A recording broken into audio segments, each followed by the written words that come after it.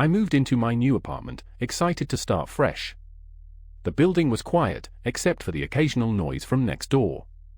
I tried to ignore it, focusing on unpacking and settling in. But as the days passed, I began to notice a strange pattern.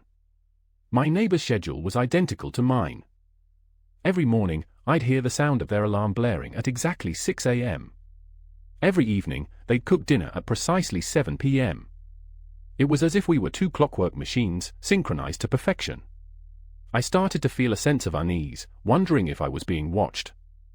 One day, I decided to do some grocery shopping. As I was browsing the aisles, I caught a glimpse of my neighbor. They were buying the exact same items as me: milk, bread, and eggs.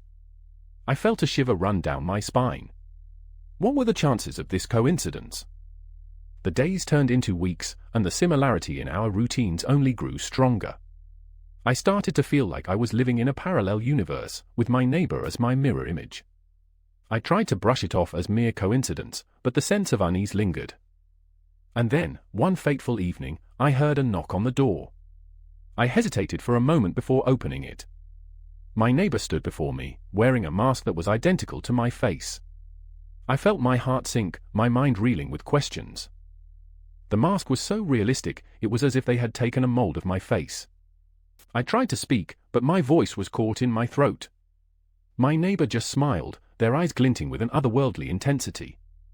I stumbled backward, trying to process what I was seeing. My neighbor began to mimic my movements, their body language identical to mine. It was as if they were trying to replace me, to take my place in the world.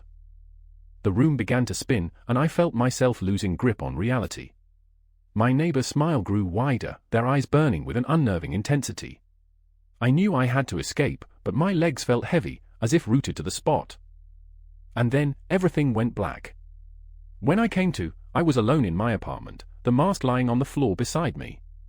But as I looked in the mirror, I saw my neighbor's face staring back, their eyes still burning with that otherworldly intensity.